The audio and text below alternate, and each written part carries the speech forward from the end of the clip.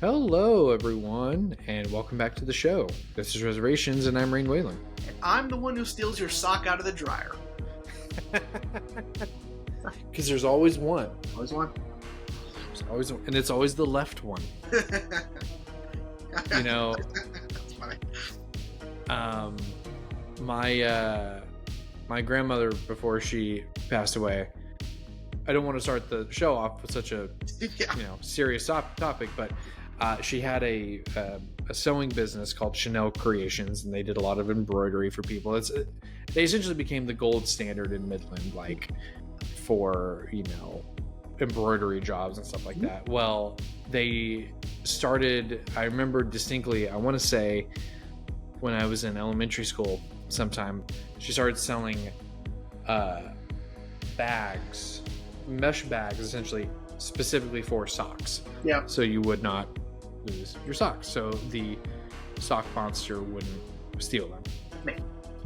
Yeah, that way you could wash them. I believe you just put them all in there, wash it, and then just put the whole thing in the dryer. We have a little mesh thing for Maya's socks because they're so small. So. Yeah. I haven't lost a sock in a long time, except for I am missing one currently. Yeah, I'm missing one right now. Yeah. Bastard. Well, welcome back, everyone. So, Jeremy, why did this episode, audio and video, come out on Wednesday? Because I was at a Texas Rangers game yesterday, and so we couldn't record. Yeah, I haven't been to a Ranger game.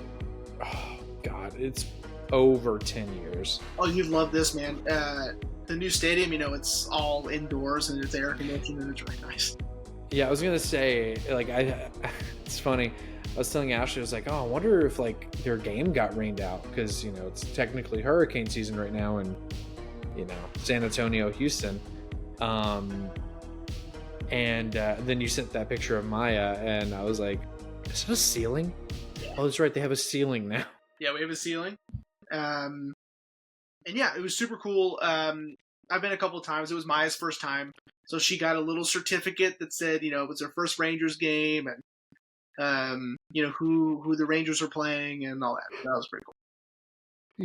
So this is how long it's been since it's been to a Ranger game. For those of our listeners who are from Texas, A-Rod was still on the team last time I saw them.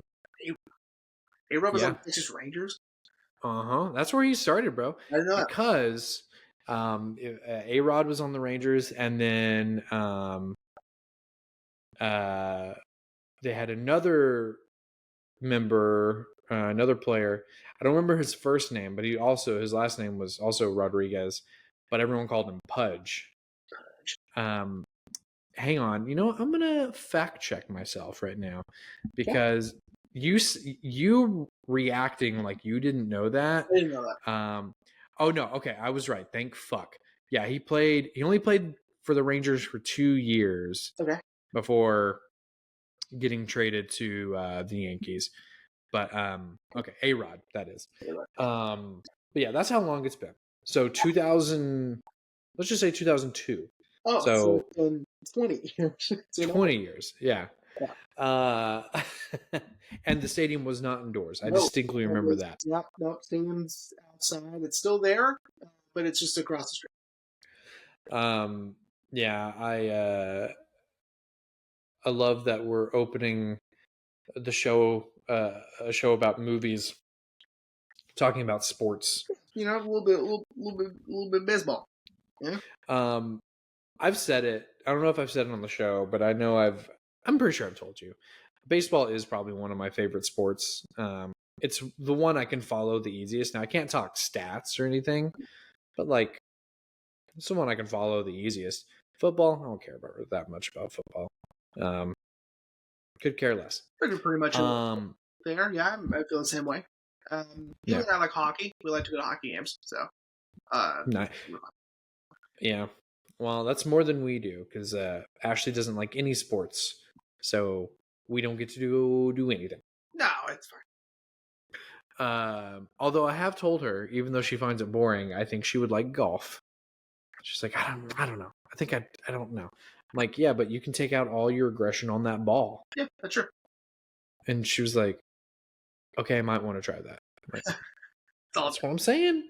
Like, let's go to Top Golf. Let's see how good you do. Dude, imagine if she's like a sleeper, like golf prodigy. Yeah. Yeah.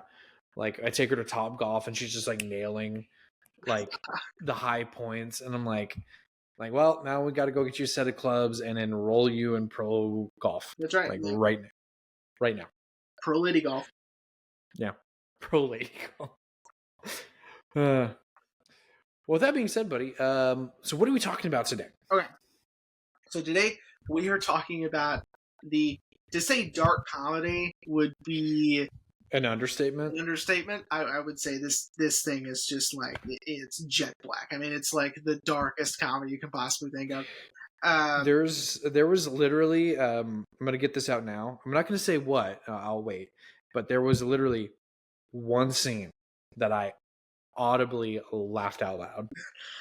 Everything else, I was like, Jesus Christ. Yeah. By Todd Solondz. Happiness. Oh, and you learned how to say his name. I did. I watched an interview today with Dylan Baker, and by the way, this is just going to be the Dylan Baker podcast episode. I am in awe of him. I think he is just incredibly talented. Every time Dylan Baker's in anything, I get so excited. I think I mentioned it even in our Requiem for a Dream episode, because he's in it for literally, it's like less than 60 seconds. But yeah, man, Dylan Baker's so good. Anytime he's in anything, it's worth watching. Oh, right. Mm-hmm. Yep. Yeah. Emergency room. Yeah, I told Ashley that you would probably recognize him. I was like, he's a big character actor, and like you would probably recognize him, but I can't. Don't remember his name. Yeah, Dylan Baker. He's the best. I am such a huge fan of his, and like he's in Trick or Treat, which is really good. He was in, what was that Amazon show? I watched a couple episodes of it, and he was in the first episode with Al Pacino. Hunters, is that right? Oh, Hunters, yeah. Yeah, he's in the first episode. And I got excited because I was like, oh, it's Dylan Baker, sweet, you know? And then he never showed up again. I don't think so. But I didn't really watch the show. Oh, he's in 11 fucking episodes. Oh, well, I guess I only watched the first episode. Anyway. Okay. So, we'll do first impressions. This was your first watch, yeah? Yeah. Okay, cool. I had heard of this movie because you told me about it when it was entering the Criterion Collection. You're like, dude, fucking Happiness. And I was like, okay, like if Jeremy's excited about it, that must mean it must be really good. Did a little bit of reading. I only read the Criterion synopsis, which doesn't give anything away. And I was like, okay, that's interesting. And then, of course, like I mentioned in our tease last week, Katya, the drag queen, did an episode of the Criterion Closet, and she specifically pointed that out. And I used her description last week, which was shitty people doing shitty things. And I was like, okay, if even Katya is like this movie, I'm like, this movie has to be really good.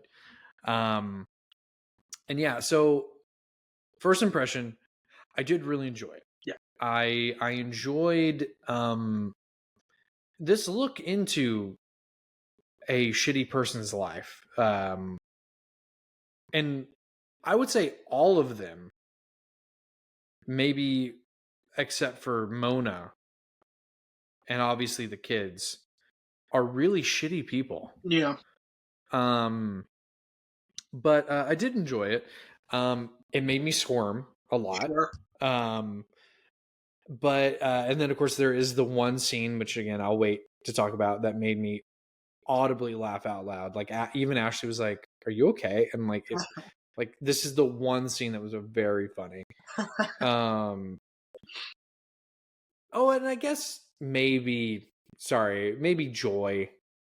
It was not so bad. More.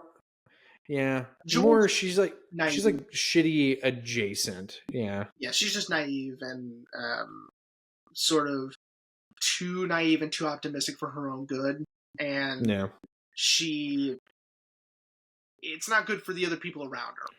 you know? Yeah, dude, but fucking Helen and Trish and Bill And Apple. and Alan and until it's revealed, Katrina Yeah.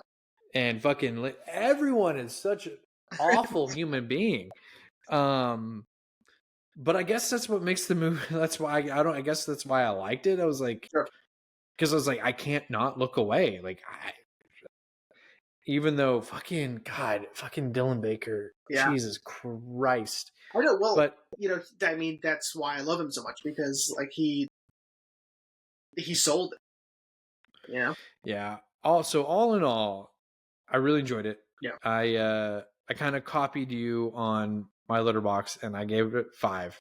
Yeah. I was like, I mean, we'll never get another movie like this, like No. ever again. No, I don't think so. And it's really, you know, according to IMDb and Letterbox, it's really Solondz's best movie. His other movies haven't done as well. Even Welcome to the Dollhouse, which is the one he did before this, wasn't as well received as Happiness was, which is sort of a shock because of what Happiness is. Yeah. Yeah, man. I mean, it's got an all-star cast. It's maybe not at the time. I mean, in '98, everyone knew who Laura Flynn Boyle was if you like Twin Peaks. But Yeah. and speaking of David Lynch, I would compare this to. I would say this is a non-surreal. Blue Velvet. Yeah, exactly. This is a non-surreal Blue Velvet. This is Blue Velvet without a mystery and without the Lynchian things in it. Like, Yeah. I would also compare it to John Waters. Like, this is the sort of depravity that John Waters, would get into. It's not as disgusting as a John Waters movie, but parts of it can be. Yeah. But yeah, I remember seeing it the first time. I had heard about it over and over and over again, about how it's unbelievably disturbing, and it's like, but also a dark comedy, and it gets under people's skin, and it's good, but it's like you can only watch it once, and that's usually my bread and butter. So when I watched it, I really enjoyed it, obviously. I was just so shocked by what they were getting away with, basically. Yeah. Especially Bill's character. I mean, is just like nothing I'd ever seen. Yeah, it's a very casual approach. I would say, yeah, I would say everything is, yes, I would say a casual approach, but also very matter of fact. Like, everyone is so matter of fact in the movie, which is a little off-putting. But okay, the synopsis really is as simple as we follow this the Jordan family, 3 sisters and their parents, and the company they keep. That's really the movie. I mean, we get a look into everyone's lives and how they're all connected in a certain way to the Jordan family. But there are central points. Joy, I would say, would be like the main focus, but I think maybe I just think that because we opened the movie with her. Well, yeah, continue. But really, it centers around the Jordan family, and the 3 sisters in particular. And yeah, I mean, okay. So, like, I would say Helen, out of the sisters, I would say Helen's the worst in my opinion. Yeah. Helen is so narcissistic and egotistical, but also self-loathing. Like, she has this imposter syndrome and this self-hatred and this doubt about herself and her talent and her ability to do her job correctly. But then the way she treats her sisters, it's like they're garbage, and you have that feeling that she's just so excited that she was successful, and that, Trish is sort of like this lame housewife and Joy is a complete mess.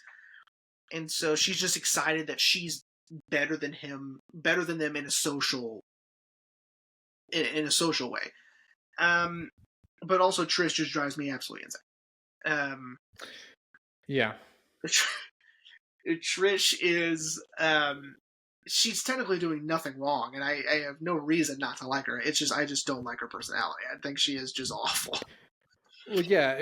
I mean, like when we see that scene when Joy is essentially kind of asking for advice, Yeah. Trish is just tearing her apart. Yeah. And are you still in the synopsis, or are we just jumping right into it? We'll just jump right into it. The synopsis is really just here's the Jordan family and here's the people they hang around. Yeah. So it. I feel like what it is they're literally living up to what they are. So Trish being the older sister, being the one who's, I guess, a little bit more judgmental of her other sisters. Helen, who's the middle sister, who, maybe felt like she wasn't getting enough attention as a child, but also is sort of the confidant. Like she knew about their parents' split before Trish did, and like divorce. Did anybody say that? No, not a divorce. No, it was just like she seems to know things before Trish does, and then of course there's Joy, who, being the youngest, exactly like you said, she's very naive and almost sort of sheltered, like a younger sibling would. So it's almost like Todd. I'm not gonna even try to pronounce his last name. Really like wanted to make their positions within the family known, but instead of through dialogue, instead of being told like, oh, Trish is the older, we get it through dialogue of their personalities. We're like, oh, how they treat not only each other but Joy specifically. Yeah, I think even though you're right, Trish is a little, you can tell she's the oldest, I guess. Yeah. And with Helen, she just has so much self-doubt, but remains confident and has that narcissism around everybody else. But that's sort of the theme of this, I think, is like all these characters are wearing these masks socially. A great example of this, is Bill, but we'll get to Bill in a minute. I was going to say, we should probably save Bill. We'll save Bill. But Alan, I think, is a phenomenal example of this. Because I agree. Alan, who, by the way, in the sequel, that's in quotes, is Michael K. Williams. Yeah, I read that today, or not today. I read that after I finished the movie last night. I was like, I can imagine what that would look like. I mean, I don't even have to. I could just watch the movie. I don't know if I want to, but anyway, Alan. When I was watching that interview with Dylan Baker, Dylan Baker said, Solondz would give us just these one-line notes about our characters, and then we would just go with it. And Philip Seymour Hoffman had "You Don't Smile." And there is one scene where Alan smiles, and it's when he's at work. He just called Helen, and then when his coworker came up behind him, he has to be this jolly, goofy, everyday guy, yeah. And, did you watch the game? Yeah, I watched the game, Yeah. And then it immediately cuts to him drinking in his car, and he's not smiling anymore. Because he's not having to perform. Like Helen is performing, and like Trish is performing, and Alan and Bill and everyone is, to an extent. Yeah. Alan. I mean, of course, it's Philip Seymour Hoffman, man. I don't. If we haven't sang his praises enough on the show, I mean, come on. Yeah. I mean, come on. It spells right. I miss him every day. But Alan Alan is just all. I mean, all these characters are so fascinating, but Alan, I think, really also is very fascinating because when we meet him, he's in a therapy session with Bill, which is very interesting. But like the crazy things that come out of his mouth. Yeah. Which, sidebar, I meant to mention this at the top of the show, but as I told you over the weekend, I will finish it. I started Vanilla Sky. Oh, yeah. From Cameron Crowe. Dude, and I just couldn't get over the fucking things coming out of Cameron Diaz's mouth. Yeah. Which, same for Philip Seymour Hoffman. Like when he's describing like what he wants to do to Helen. Yeah. I'm just like, Jesus Christ. I will not repeat it here, just because even though I know we're not monetized and no one really listens to us, I don't want to take that risk. No, yes, I mean, he's saying some pretty disgusting stuff and very violent, and at the time, this term didn't exist, but now you would call Alan an incel. Oh yeah! Holy shit! So yes, he would fit in that category of someone who is just like, it's all the women's fault. It's not my fault that I can't be in a relationship or meet a woman or have a normal interaction with a woman. It's, it's the women's fault. They're awful and they hate me and all that stuff. And it's bullshit, but it's because he's so weird. Yeah. And he just doesn't know how. He thinks that that's what guys do, I guess. I don't know. It's not. Yeah. Now, I do want to ask, is that just like a nightly ritual for him, is to call people?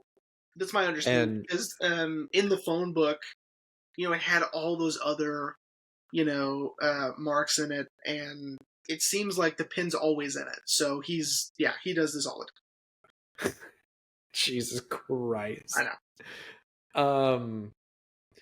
Yeah, dude. Okay, so since we're talking about Alan, I'll just go and say it's his scene that made me laugh out loud. It's when Katrina comes over and he's drunk as fuck. It's after work, when he essentially destroys a bottle of vodka. Yeah. And he gets up to vomit, like just how the music cuts and him running into the bathroom and vomiting, and then him coming out and being like, what the fuck are you doing here? Like, I was dying laughing. Like, it was so good. And then I never laughed after that.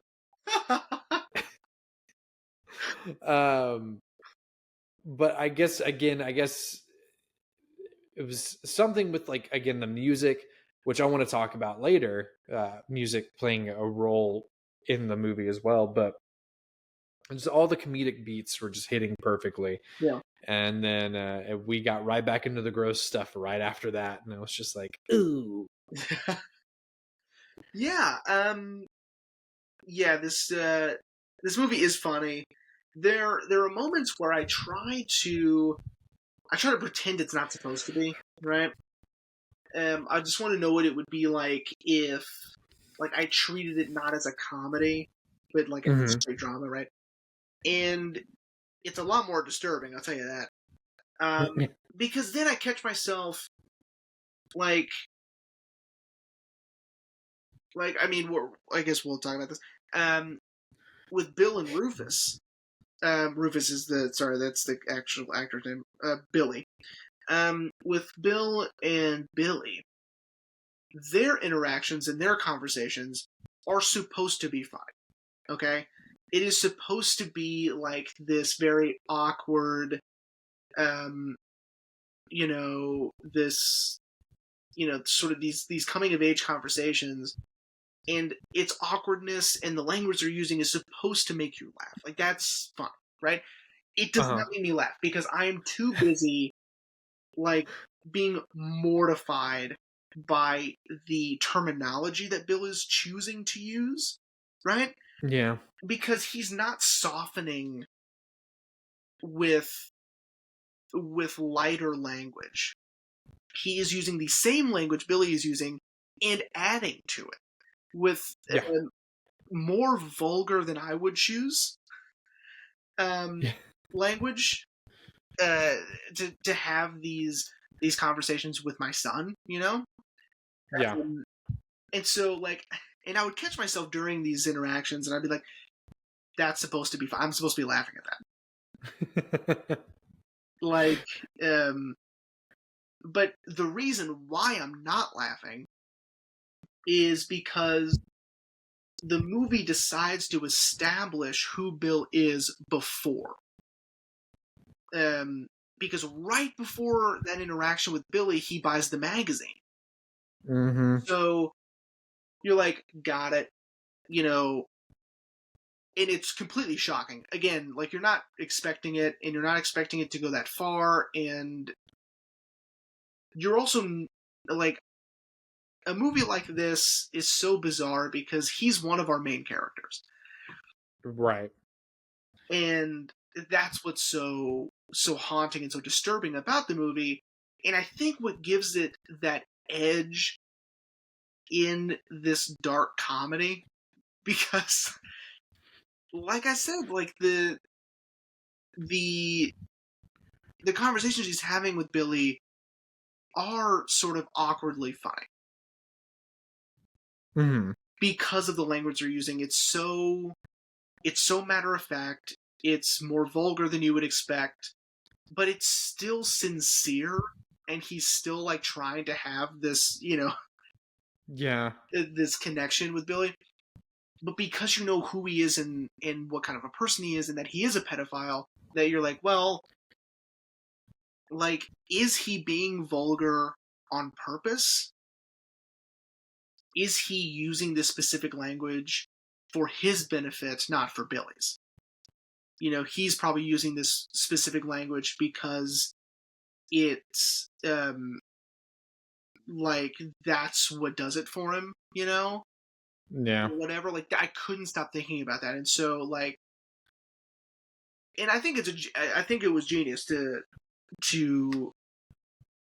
establish Bill before that scene with Billy, and then the scenes after that with that just get more and more insane. I agree. Yeah, because I I also did not see it as a comedy or comedic in any way. Because you're right. Like I knew who he was, you Yeah, know. And I saw it, if anything, yeah, more kind of like you said, and also a little bit more predatory. of And like in course. the back of my head, I kind of had to keep justifying it. I'm like, no, that's his son. Like he's just trying to help his son, but also he's a gross, disgusting human being. But that's his son. Like, but I couldn't like. I'll tell you what was also supposed to be funny, and and like when I describe it to you, you may see and may notice the comedy in the situation, but um, Bill trying so desperately to find a way to drug Johnny is kind of funny. I mean, listen, I know how that sounds. So, like, the comedy comes with, you know, him making the shake or whatever it was, and then Johnny not It wanting. was a Sunday. Yeah, it was just. Like, okay. And then it's like, well, what do you want? He goes, the look that he gives Trish when he goes, oh, do you have any like gray pies? He goes, do we? Do we? Do we? Yeah. He's so desperate. You can see it in his face that he can just feel how close he is, right? And it's horrible. It's disgusting. He's vile. He's evil. Whatever. But I mean, just the desperation and him just finding anything to put drugs in. I will say, it made me chuckle a little bit when Johnny was like, "Oh, well, do you have any tuna salad?" And just his whole, "Do you want a sandwich?" Like it just, I was like, okay, like the fact that Triss is not picking up on how weird her husband is Yeah. being, beyond me. Yeah, she's completely jaded to all this, and it's not because she's ignoring it. I just think that she's just oblivious. Like she literally does. She has no idea.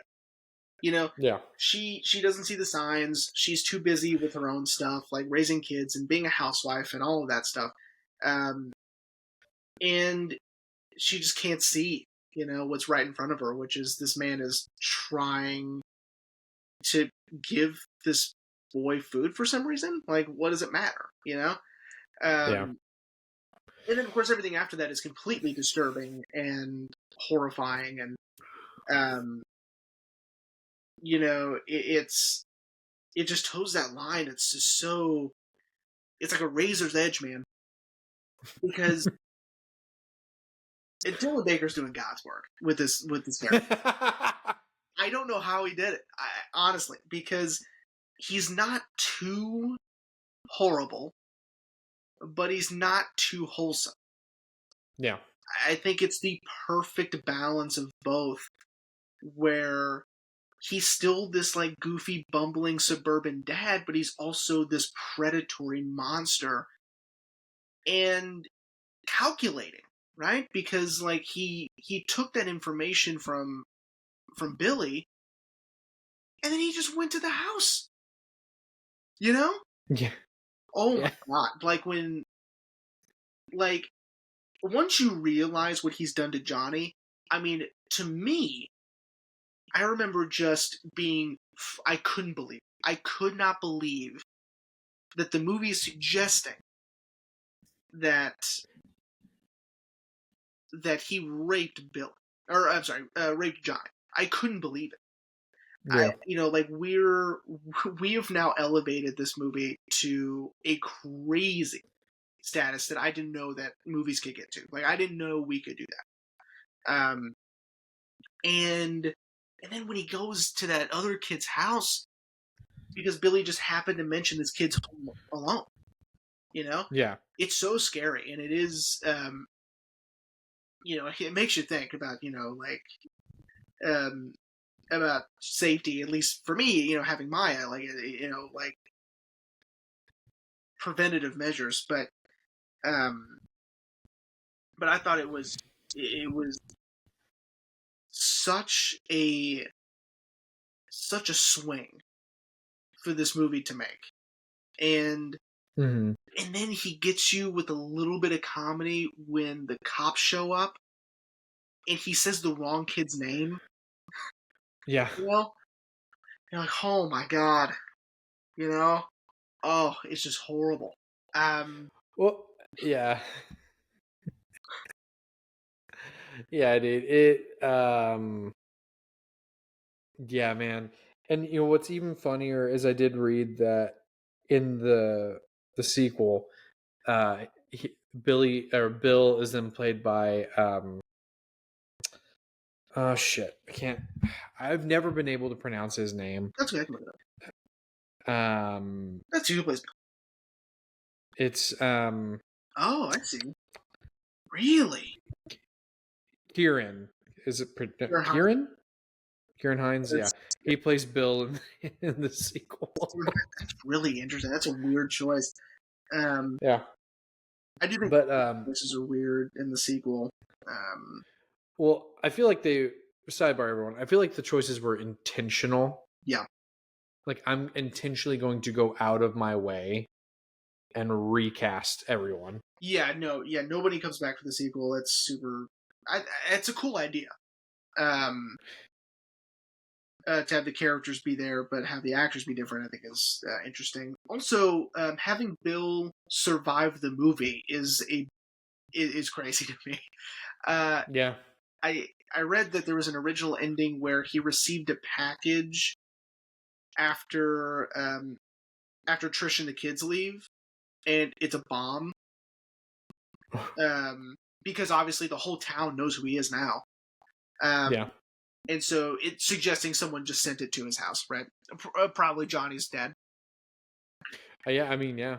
Joe called him and says, "You're a dead man." Yeah. So, but having him survive is I think a really interesting choice because there's not that catharsis of, yeah, sure, his family leaves him, but you know, Yeah. Well, I guess I did read in the sequel that he does go to prison okay. because where the movie catches up, he's getting out of prison, but he does eventually go to prison. But yeah, Bill. Yeah, it's so gross, and I really, I mean, he does heinous things, but I really hate what he says to Billy when Billy kind of confronts him Yeah. about it. No, that whole scene is just so I can't even have the words to say. I mean, it is, man. Yeah. The scene where Billy confronts his dad and asks him what happened to Johnny and what happened to Ronald. yeah. Um and what did he do? You know?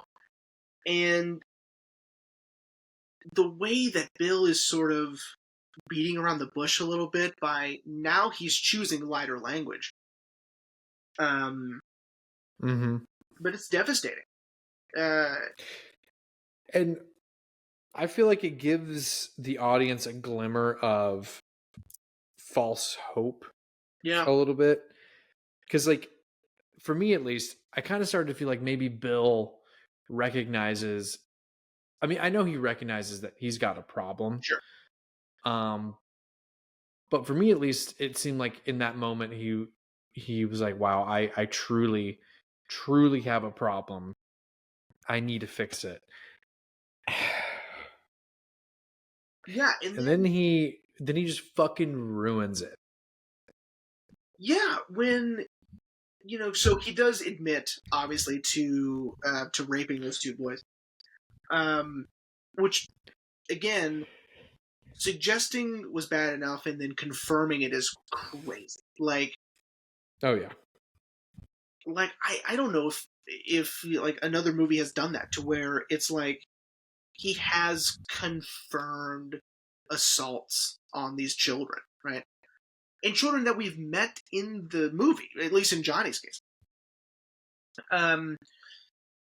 But when he admits that, he goes out of his way not to rape Billy, that he has to go out of his way not to is, I mean, holy shit. Oh yeah. Again, it's devastating, it's shocking, it's like nothing you've ever seen before. And the performance is outstanding. And it hasn't ruined his career. And yeah, when I was kind of telling Ashley about it, she's like, "This seems like such a lovely movie." I was like, "Well, but the other thing is these actors knew what they were signing up for." Like, yeah, and in that interview, Dylan Baker, was asking Solondz, he was like, "How did I get casted in this?" He goes, "Oh, everyone else said no." He said they asked everyone. They went from A to B to C list to nobody. They were like, "Are you out of your mind?" And then here's Dylan Baker reading this like, "This is the best script I've ever gotten." And he's right. I mean, it's in terms of like originality and these types of characters, it's so unique and it's so different from everything else. That of course, I mean, why wouldn't you say yes? And he didn't know the movie was called Happiness until they went to the first festival. And he saw the poster with the animated characters drawn and everything. And he goes, "The movie's called Happiness?" Like, what? That's the movie I was in? that's funny. Okay, I feel like we've been spending a lot of time on Bill. It's because Bill is Bill is the reason this movie is Bill is the reason this movie is talked about the way it is, how it is seen as a subversive, shocking movie, but maintains that sort of balance of dark humor and drama. I mean, Alan is close, but Bill is really the reason. Yeah. Of why this movie is still talked about and still, and why Criterion, chose to add it to the collection. I mean, this is it. I do believe that it's Bill, and that's fine. Yeah. But anyway. But yeah. But I do want to talk about Joy, because Joy, I feel like I said at the top of the show, I feel like Joy is just shitty adjacent. Like she herself is not a shitty person, but the whole movie, it kind of reminded me of what you said about the Coen brothers and Inside Llewyn Davis. Sure. That they think Inside Llewyn Davis is a comedy because the more life just beats down on him, they find it funny. And I guess the same goes for Joy. I mean, granted, I didn't find any of her scenes funny. I was just like, this poor woman. I know. Yeah, I also didn't find her scenes particularly funny. I mean, it's funny the way her sisters talk to her, because she's just so... I don't know if she's oblivious to it, or if she just believes that they're right and she is garbage and she's just made her peace with it, or what. But the way, especially Trish, Jesus Christ, when she's in her kitchen just chit-chatting and like you were saying, asking for advice. I mean, Trish is just unleashing insult after insult, backhanded compliments after backhanded insults. I mean, it's insane. And Joy is just so oblivious or naive or both, or just too optimistic. I don't know. Yeah. And it gets her in trouble, and it gets other people around her in trouble. I mean, when she gets together with Jared Harris. By the way, Jared Harris. Dude, when I saw him, I was like, man, they got Richard Harris's son over here? Jared Harris is the best, man. He's good at accents. Dude, he really is. I would have believed he was Russian. Sure, why not? But when she gets together with him, you're like, things are starting to look up. He's a little weird, but that's okay, because Joy is too, Yeah. But yeah, he's awful, And essentially what she's done is, she's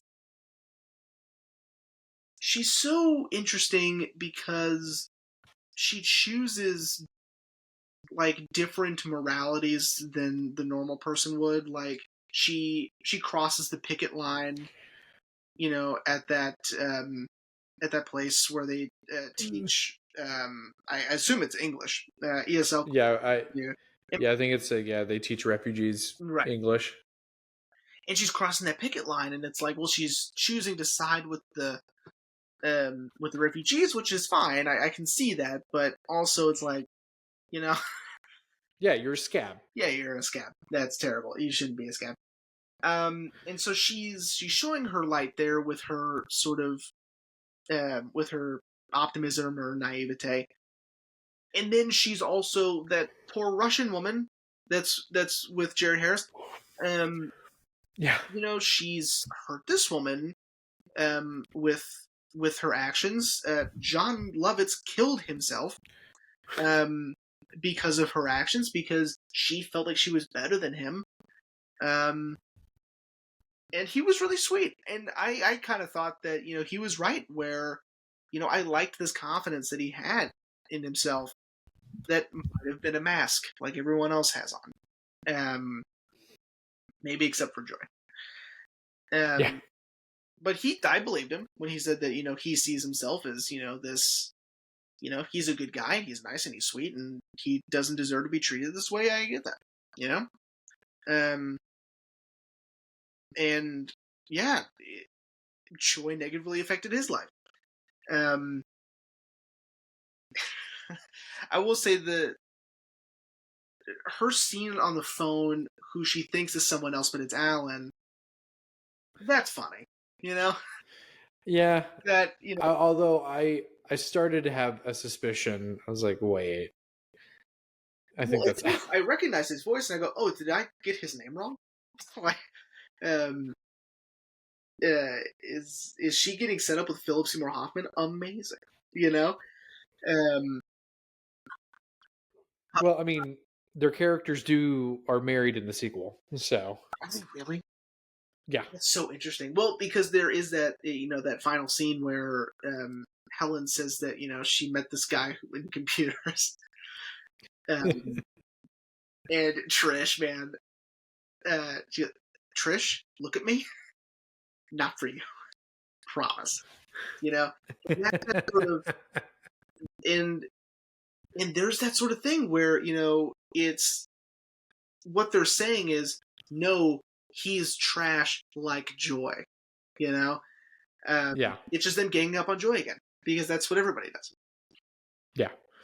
And we forgot to mention that Vlad steals Joy's stuff and then coerces her into giving him $1,000 for her stuff back. Basically, yeah. Like, what the fuck? Yeah, Joy. And I think it's also so interesting that Todd named this character Joy, considering she does not experience joy fucking ever No, in the movie. she maintains her optimism, which is it's funny in its own right, but um, in her song that she sings about happiness is evading her and she's trying to find happiness and all that.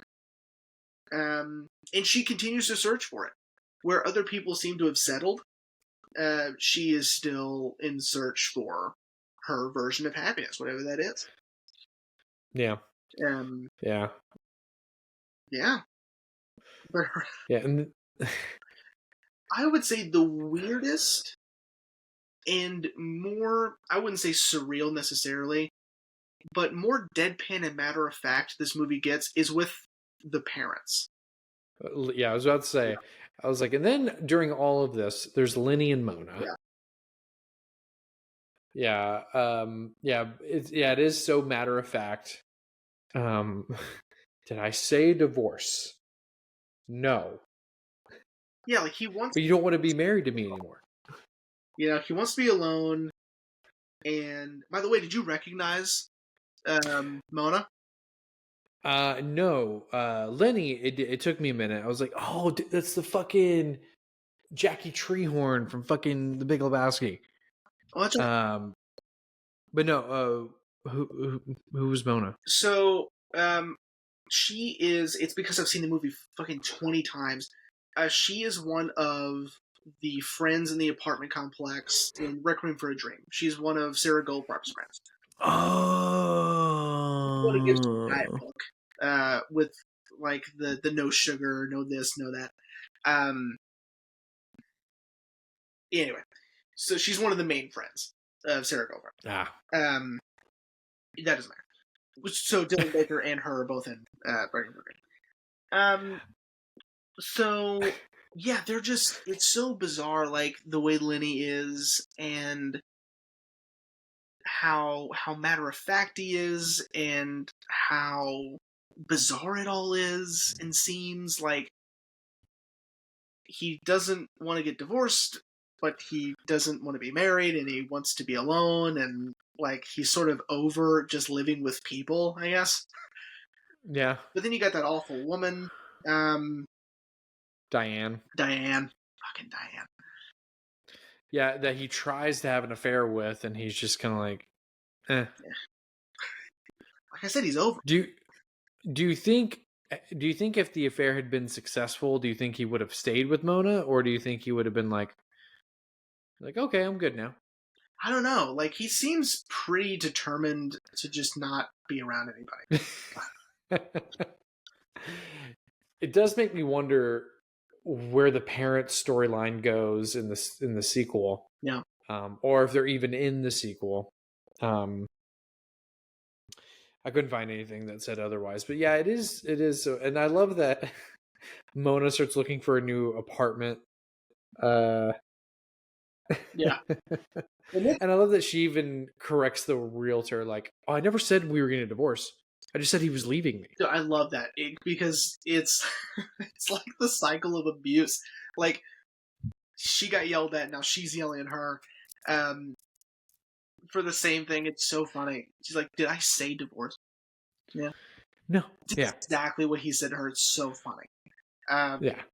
And that old, oh my god, they go to that complex and that really old woman is in the lobby. She goes, she's the oldest one. Everyone else is very youthful here. She's the outlier. That made me laugh. Yeah. I just find it so interesting that I would say that, you know, Lenny is just a shitty person just because of how he's handling this apparent Twilight years crisis. Yeah. I guess, you know, just being very matter of fact, like, I just don't want to be married anymore, you know. And then, like, again, like his thinking that, okay, if I have an affair, then like maybe it'll fix things. But, you know, I really feel like the only non-shitty person in the whole movie is, I would say, Mona, honestly. Yeah, I think Because because I didn't read it as she's not telling Joy because she doesn't like Joy. She's just trying to protect Joy, and yeah, that's fine with me. I don't think that she's ganging up on Joy like everyone else. I think that she's no, being very maternal and trying to protect her from this awful thing that's going on. yeah. I mean, and Helen says the same thing. Like, you know, we're just not telling Joy right now. It's a secret from Joy. Yeah. Where I think theirs is like, yeah, what you've been saying, that they're ganging up on Joy. But yeah, I think Mona's is more. Yeah, I think Mona's is definitely more like, well, like I like Joy wouldn't be able to handle this or something. Right. So I think the part in the movie that is completely wild and so unbelievably bizarre and shocking in a different way than we've seen before is Christina. Is it Christina? Yeah. Or have I been saying her name wrong? I don't know. I'm looking right at it. You're fucking right. Yeah, I've been saying it wrong. So, yeah. So Christina. Okay. Dude, like I was rooting for her and Alan. I'm like, they're gonna get together. He's finally gonna see that maybe he is being awful and super incel-y, and you know, he's got no chance with Helen, which he doesn't. The look of disappointment on Helen's face was so funny. When she realizes he's the one who called her. Well, and then like him sliding his hand across the couch very slowly, and then her like, this is not working. He's just like, yeah. That's too good. Okay, that part was also really funny. Yeah, but yeah, hers was shocking in sort of a twist sort of way. Like, whoa. Mm-hmm. Because yeah, that horrible thing happens to her with the doorman, that she was, you know, sexually assaulted. But then she kills him and dismembers him. Yeah. And again, before, oh my god, you know, and even after, you know, Alan knows all of this, he still goes to her room and wants to have this sort of platonic partnership, right? Like and so in a way, I was vindicated by my wants of them being together. It's just not in the way I was expecting. And then she obviously gets arrested. Yeah. As Helen says in the dinner table.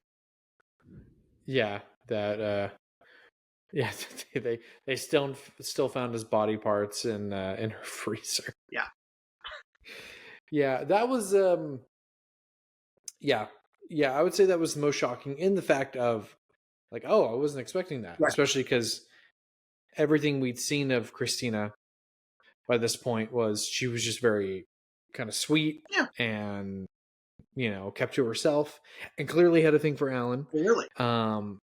But yeah, then she tells us that, and yeah, and again,